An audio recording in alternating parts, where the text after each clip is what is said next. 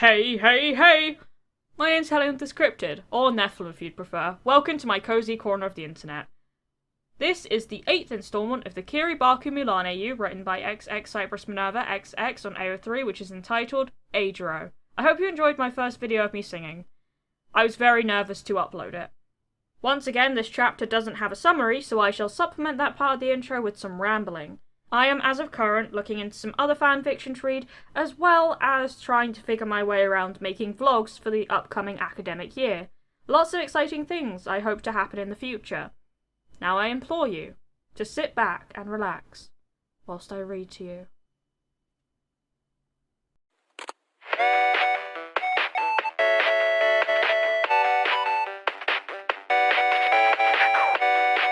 Chapter 8 Falling Stars. Spread out and look for survivors! Bakugo shouted over their murmurs, urging his horse further into the ruins. His face was twisted into his normal sneer, but inside he was panicking. The heaviness of death hung low in the air, making the hairs on the back of his neck stand up. But he put on a brave face. These men needed a leader, not a friend. Move it, losers! The army scrambled to comply, and the soldiers split off into groups to search through the ruins, dread building in their chests.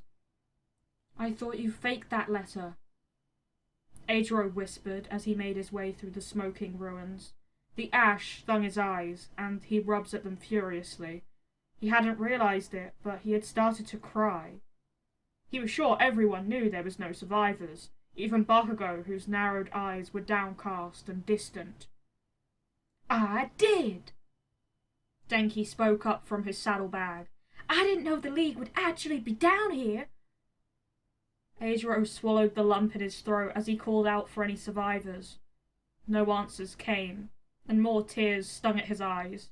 So many people had to have died here. He could feel it. There weren't any footprints or signs of a struggle. So many people died, and Eijirou couldn't have done anything, right? He shakes his head vigorously, forcing himself to think about something else. Was the League close by? Eijirou couldn't shake the feeling that he was being stalked. Cold and unfeeling eyes watching him from the rubble. And he knew why. There, a spot of pink in the white expanse. Eijirou made his way over, and found what he had spotted was a small doll. Button eyes and black hair, and covered in soot. Stains of red adorned it, dry and crusted over time. Eijirou hoped it wasn't blood. Are you okay? Denki asked tentatively, as Eijirou silently stared at the doll, an unreadable look on his face. Eijirou was silent for a moment, but eventually nodded. It's just awful, he whispered. I know. Denki's voice was solemn, and Jiro chirped in agreement. I'm sorry, eh? It's gonna be fine, I promise. Eijirou merely shook his head, tucking the doll into his pocket. He couldn't waste any more time. He would have to grieve later. Eijirou set off once more, determined to assist his fellow soldiers any way he could. He navigated his way through the rubble of a collapsed building, and found Bakugo furiously trying to stamp out a fire. Ashes and soot were smeared across his face, the fire's blaze making his cheeks seem sunken and hollow as he manages to crush the embers underneath his boot. Eijirou watches him snarl at the ashes, the destruction around him with pain-filled eyes. He was hurting, possibly more than the redhead was. Eijirou clears his throat as he nears him, deciding that patting him on his shoulder without his knowledge would get himself killed. Bakugo said nothing as the redhead stood beside him, unspoken comfort being taken in the other's presence. Damn it!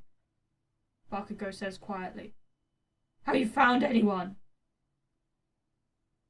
No, Eijirou admitted, but I haven't found any bodies either. That's good! Bakugo turned to stare out over the ruined village. I don't fucking get it! The army should have been here, but there's no one here. alive or otherwise.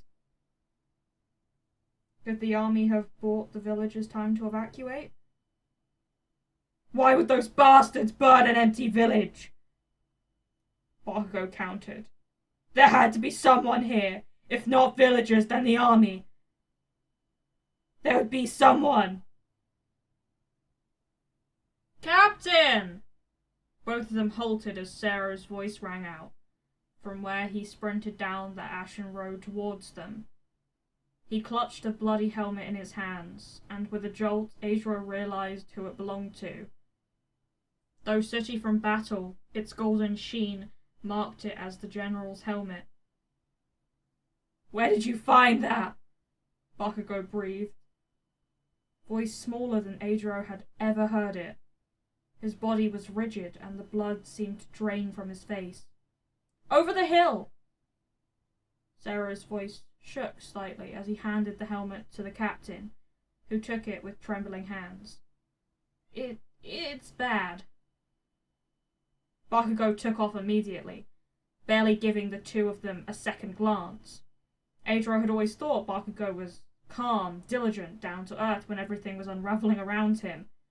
Now, as he watched him run, he realised that Bakugo was coming undone. His panic overwhelmed his senses until he saw nothing else. Following him now would be insane. Even so, Sero and Eijirou took off after him, sprinting along the path Bakugo's tracks had made for them. When they arrived at the top, Bakugo was already there, standing deathly still and looking out over a field of snow. When Eijirou reached him, extending a hand to grasp Bakugo's shoulder, he felt his stomach drop. So many bodies, so many bodies, mangled and collapsed on the ground. Their blood stained the snow until its original colour was all but lost. Broken weapons littered the areas where the bodies left gaps, and every single corpse was clothed in the Imperial Army's uniform. Bakugo did not acknowledge the presence of the two soldiers. He stared out onto the battlefield like a man possessed. His teacher was somewhere dead on that field. Men he knew, men he grew up around, were dead on that field. They knew just by looking that there were no survivors. Eijirou and Sero exchanged glances, helpless. What was one to do when their captain saw his friends and family murdered before him? Sero turned to go, mouthing to Eijirou, "I'll tell everyone about the army." Eijirou nodded in acknowledgement, turning back to the blonde. They stood in silence for a long moment after Sero left. Finally, Bakugo picked up a sword that had lain abandoned in the snow. He set the general's helmet up on the sword, hands shaking as he rested them on his lap. "I'm so sorry," Eijirou whispered, not sure what else to say. Bakugo was silent, and Eijirou thought he was going to ignore him, but eventually he replied with a soft, "Don't be." Eijirou blinked. That was a far more direct answer than he expected. "The army is supposed to be strong." Bakugo lifted his head, gazing up into the midday sky, and Eijirou couldn't see his expression. "They're supposed to be unbeatable, but they're gone. All those strong men, gone." Eijirou was silent, but tentatively put his hand on Bakugo's shoulder again, a quiet reassurance. "And now it's just us. We're strong.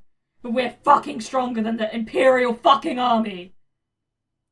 Bakugo drew in a shuddered breath, and Eijirou realized his body was trembling. "Like it or not, we're the last line of defense. We are the only thing standing between those assholes and the capital."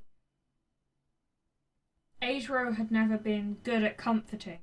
He had never possessed the gentle touch it took, never knew the right things to say. But he had spent countless days with Denki and Jiro, propping him up through the grueling training.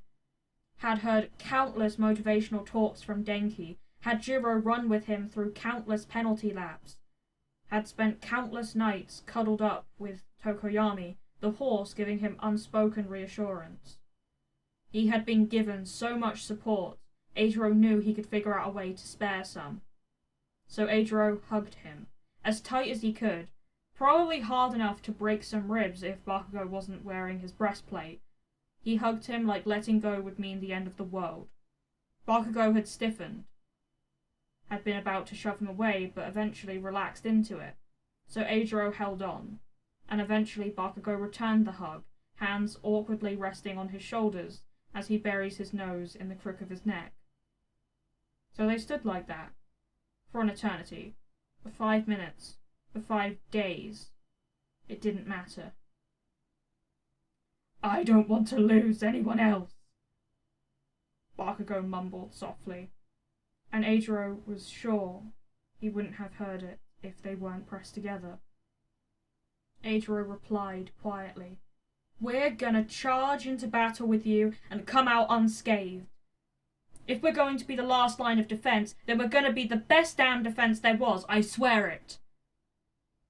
Bakugo grew quiet, and they stayed like that for a while longer. Oddly enough, eijirou's heart wasn't trying to escape from his chest. He felt calm, and content, and relaxed. It was nice. This was nice.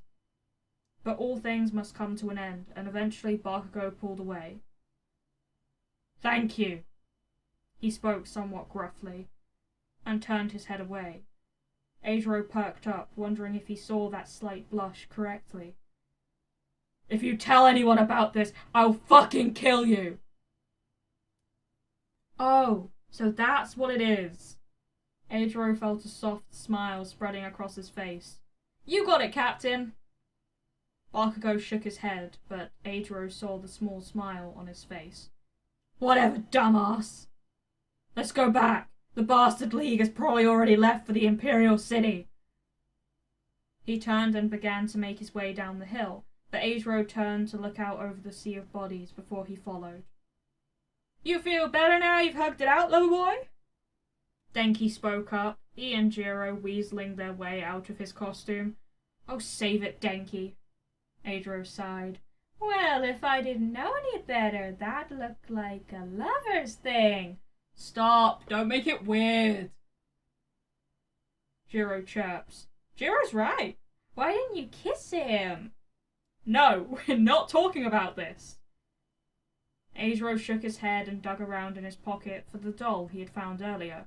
Immediately, any cheeriness from the banter with Denki and Jiro vanished. They were still in the middle of a war. People were dying. People had already died, and eijirou couldn't forget.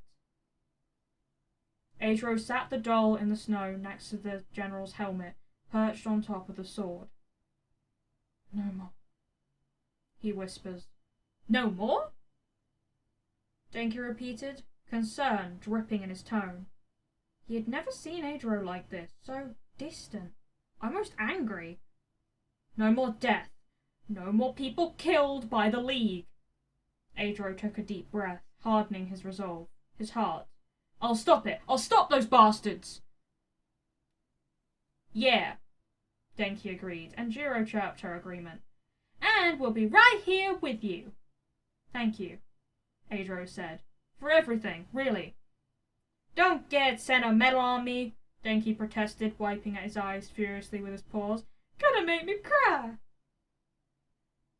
eijirou merely grinned and slowly made his way down the hill. Bakugo was already commanding the troops, firm and strong, like he hadn't just broken down with the redhead minutes ago. eijirou found Tokoyami quickly, saddling the horse up once more. The army would be departing for the Imperial City shortly. They didn't have time to waste. They still had the final battle ahead of them, and grief would have to wait. Thank you so much for watching this video. I appreciate all the support you've given me. As of when this video is uploaded, this chapter is the latest installment of eijirou, but when another chapter is uploaded, another eijirou video will follow, which is awesome!